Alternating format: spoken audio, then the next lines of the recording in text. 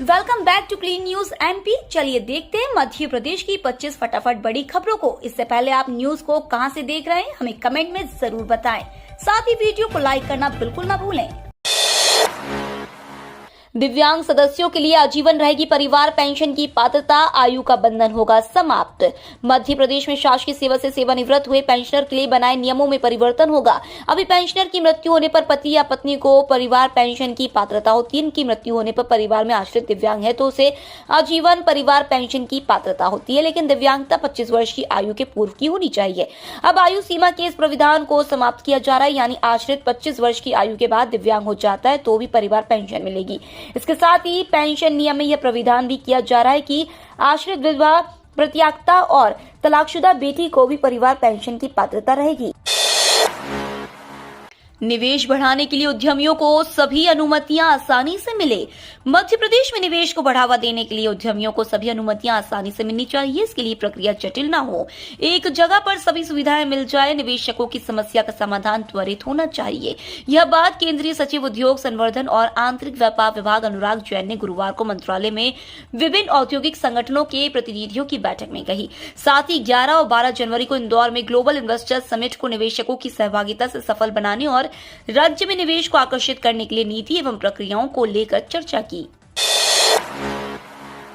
विश्व एड्स दिवस पर जागरूकता कार्यक्रम आयोजित, जानकारी ही सर्वोत्तम बचाव। एचआईवी संक्रमण अज्ञानता के कारण होता है, इसलिए एचआईवी की जानकारी ही उससे बचाव का साधन है। जिस तरह कोविड के संक्रमण से मास्क पहनकर बचा जा सकता है, उसी तरह एचआईवी की पूरी जानकारी हो तो संक्रमण से बचा जा सकता है। यह बात गुरुवार को प्रभारी सीएमएचओ डॉक्टर मुमताज अंसारी ने जिला अस्पताल परिसर में विश्व एड्स दिवस पर आयोजित जागरूकता कार्यक्रम में कही। जिला एड्स नियंत्रण समिति के नोडल अधिकारी डॉक्टर आशुतोष जोशी ने कहा कि युवाओं में एचआईवी संक्रमण के प्रति जागरूकता लाना बहुत जरूरी है।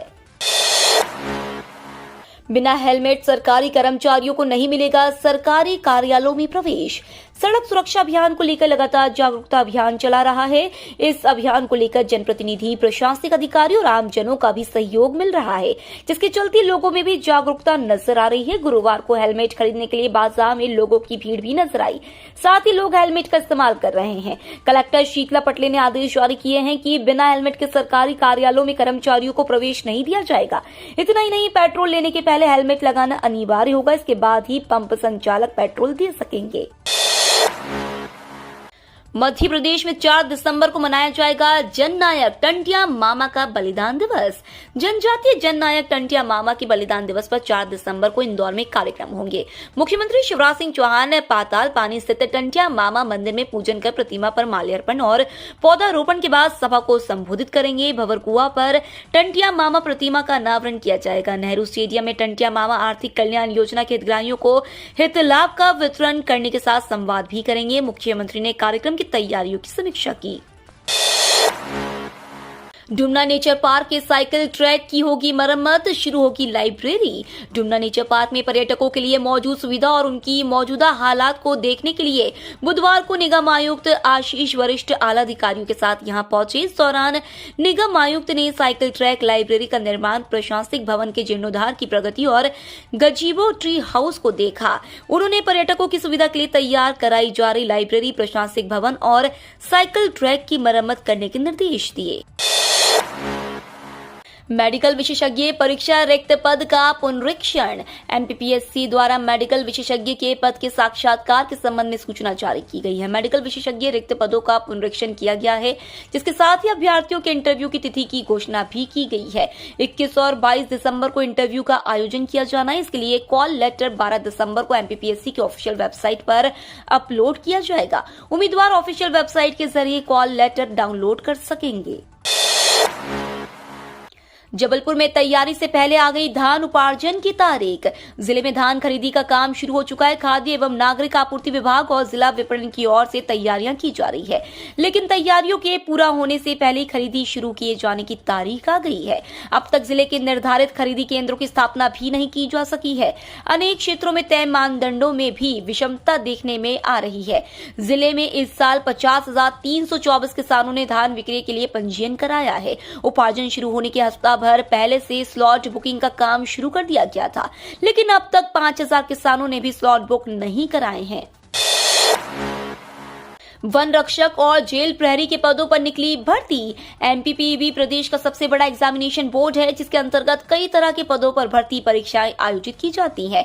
इस समय एक के बाद एक अलग अलग पदों पर भर्ती परीक्षा जारी है। उसी कड़ी में मध्य प्रदेश के युवाओं के लिए एक महत्वपूर्ण मौका है। दरअसल कर्मचारी चयन मंडल भोपाल द्वारा जेल प्रहरी, वन रक्षक और क्षेत्र रक्षक पदों पर नोटिफिकेशन जारी कर दिया गया। इस नोटिफिकेशन के जरिए प्रदेश में बम्पर भर्ती होगी। आवेदन करने की अंतिम तिथि 3 फरवरी 2023 रखी गई है।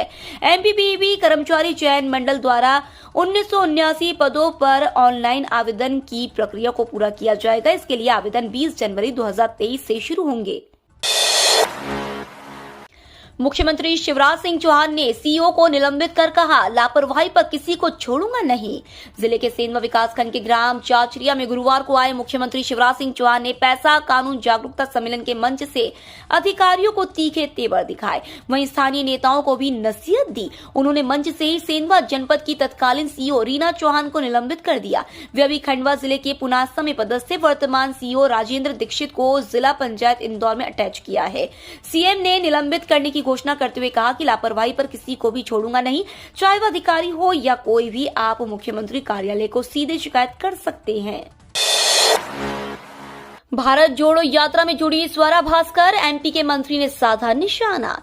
राहुल गांधी की भारत जोड़ो यात्रा गुरुवार सुबह उज्जैन से घटिया घोंसला की ओर रवाना हुई। बॉलीवुड एक्ट्रेस स्वरा भास्कर भी उनकी यात्रा में साथ हो गईं।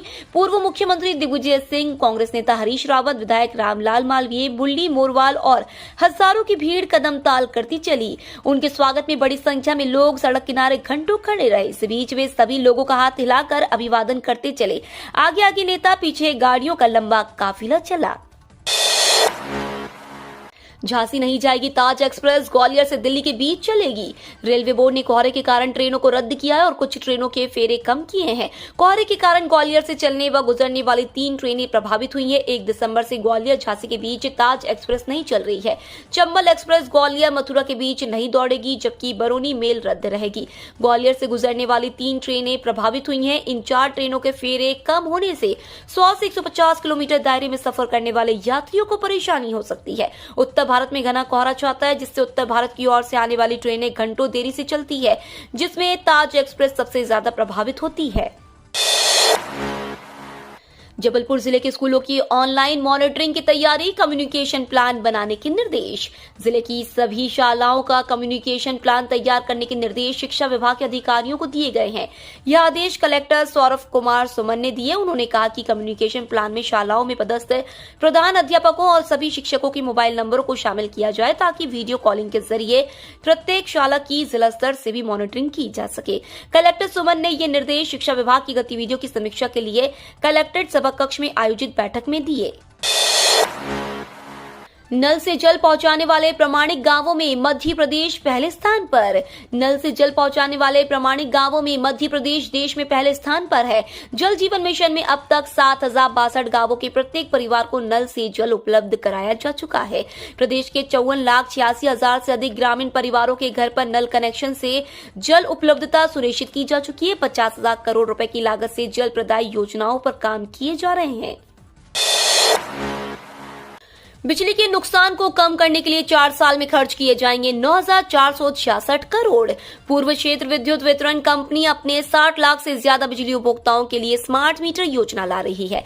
इस योजना से बिजली वितरण हानि को कम करने का दावा किया जा रहा है। फिलहाल कंपनी को 30% के आसपास लाइन लॉस हो रहा है। स्मार्ट मीटर लगने के बाद बिजली सप्लाई की बेहतर मॉनिटरिंग होगी और लाइन लॉस और बिजली चोरी पर अंकुश लग सकेगा। कंपनी प्रबंधन का दावा है कि 9,466 करोड़ रुपए के प्रस्ताव को यदि मंजूरी मिल जाए तो वह अपने नुकसान को 15% तक कर सकती है। इस काम के लिए 4 साल का वक्त मांगा गया है। मध्य प्रदेश सरकार ने पेंशनरों को दी सौगात, 5% बढ़ाई महंगाई राहत। प्रदेश के 4.5 लाख पेंशनरों के लिए खुशखबरी है। पेंशनरों को नवंबर से 33% की दर से महंगाई राहत मिलेगी। सरकार ने 7वां वेतनमान प्राप्त कर रहे पेंशनर की महंगाई राहत में 5% की वृद्धि की है, जबकि 6वां वेतनमान प्राप्त पेंशनर की महंगाई राहत में 12% की वृद्धि हुई है। इन्हें 201% की दर से महंगाई राहत मिलेगी। ड्राइविंग लाइसेंस के लिए टेस्ट देना होगा। भोपाल में गाड़ी चलाकर 8 मिनट में 200 नंबर की परीक्षा होगी।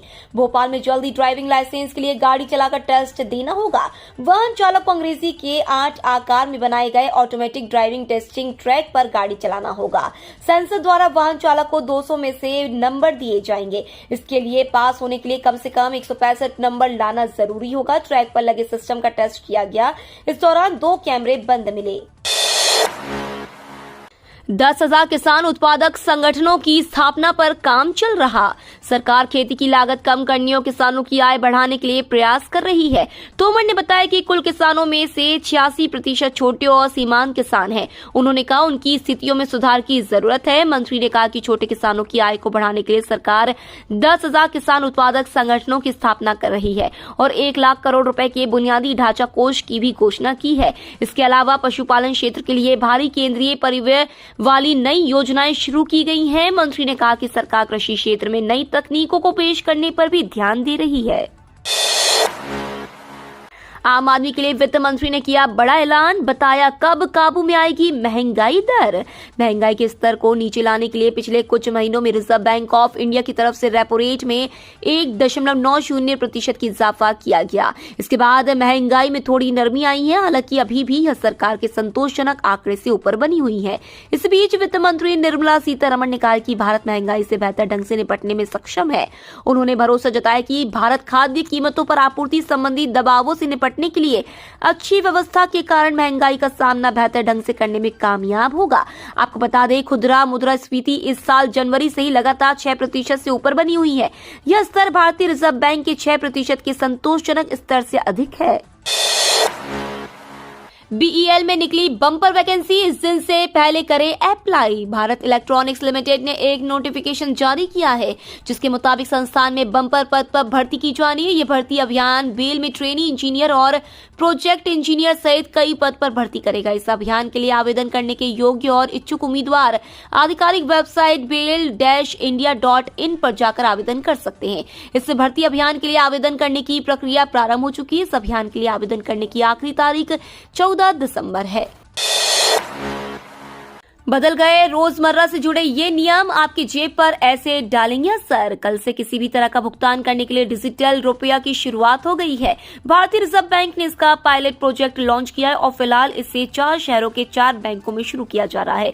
डिजिटल करेंसी के इस्तेमाल के लिए ग्राहकों के मोबाइल या किसी अन्य डिवाइस में बैंकों द्वारा एक डिजिटल वॉलेट इंस्टॉल किया गया जिसमें इस डिजिटल करेंसी को रखा जा सकता है। इस तरह डिजिटल रुपया का इस्तेमाल कल से शुरू हो गया है। आरबीआई के संशोधित डिजिटल ऋण मानदंड आज से डिजिटल लोन का वितरण और उनका रीपेमेंट के तरीकों में भी बदलाव हो रहा है। डिजिटल लोन केवल लोन देने वाली संस्थाओं और उधार लेने वालों के बीच ही रहेगा। लापरवाही पर बड़ी कार्रवाई, 30 निलंबित, 9 की सेवा समाप्त, 5 के वेतन काटे, 7 की वेतन वृद्धि पर रोक। मध्य प्रदेश में लापरवाह अधिकारी कर्मचारियों पर कार्रवाई का सिलसिला जारी है। पंचायतों में काम करने के नाम पर खाना पूर्ति की जा रही है जिस पर अब प्रशासन गंभीर हो गया है। जिला पंचायत की बैठक में अध्यक्ष और सदस्यों द्वारा इस रवैये को लेकर सवाल खड़े किए गए थे। जिला पंचायत के सीईओ ऋतुराज ने जनपद पंचायत बैरसिया की ग्राम पंचायतों का आकस्मिक निरीक्षण किया। इस दौरान पंचायतों में व्यवस्था देखने के बाद लापरवाही बरतने वाले सचिव को निलंबित किया गया है। साथ ही उपयंत्री को 10,000 रुपए के अर्थदंड से कार्रवाई की गई है। एमपी के इस विभाग के ट्विटर फॉलोअर्स का आंकड़ा 3 लाख पार, मंत्री ने कही बड़ी बात। मध्य प्रदेश के स्कूल शिक्षा विभाग ने एक नई उपलब्धि हासिल की है। स्कूल शिक्षा विभाग के ट्विटर अकाउंट पर फॉलोअर्स का आंकड़ा 3 लाख को पार कर गया है। इस उपलब्धि पर जहां स्कूल शिक्षा विभाग के मंत्री इंदर सिंह परमार ने बधाई दी है, वहीं विभाग ने अपने फॉलोअर्स का आभार माना है। स्कूल शिक्षा एवं सामान्य प्रशासन राज्य मंत्री इंदर सिंह परमार ने स्कूल शिक्षा विभाग के आधिकारिक ट्विटर पर फॉलोअर्स की संख्या का आंकड़ा 3 लाख से अधिक होने पर समस्त शिक्षकों, विद्यार्थियों एवं फॉलोअर्स के साथ ही सहयोगियों को बधाई दी है। मध्य प्रदेश में और बढ़ेगी ठंड, दिसंबर महीने की शुरुआत हो गई है, साथ ही कड़ाके की ठंड पड़ने की शुरुआत भी हो गई है। मध्य प्रदेश में पिछले कुछ दिनों से अधिकांश जिलों में तापमान में लगातार गिरावट जारी है। पिछले 24 घंटे से प्रदेश के अधिकांश हिस्सों का मौसम शुष्क बना रहा। वहीं मौसम विभाग की माने तो आज भी मध्य प्रदेश में मौसम शुष्क रहेगा। फिलहाल रायसेन और नौगांव में सबसे अधिक ठंड पड़ रही है। मोती महल का पोजीशन जल्द लेगा पर्यटन विभाग, तानसेन रेसिडेंसी का विस्तार शुरू। ऐतिहासिक नगरी ग्वालियर में पर्यटन को रफ्तार मिले, इसके लिए पर्यटन विभाग के 2 प्रोजेक्ट अहम है। पहला, मोती महल परिसर में हेरिटेज होटल तैयार किया जाएगा, जिसके लिए सबसे पहले इसे खाली कराने की प्रक्रिया पूरी होना है। खाली होते ही पर्यटन विभाग इस पर कब्जा लेगा और फिर ग्लोबल टेंडर किए जाएंगे। यहाँ बड़े होटल ग्रुप को लाने की तैयारी है। इसके अलावा गांधी रोड स्थित तानसेन रेसिडेंसी के बगल वाले ओल्ड रेस्ट हाउस के स्थान पर तानसेन रेसिडेंसी होटल का विस्तार किया जाएगा। इसके लिए कवायद भी शुरू कर दी गई है। ये तो थी आज की 25 फटाफट बड़ी खबरें। अगर आपको न्यूज पसंद आई हो तो चैनल को सब्सक्राइब करना ना भूले। धन्यवाद।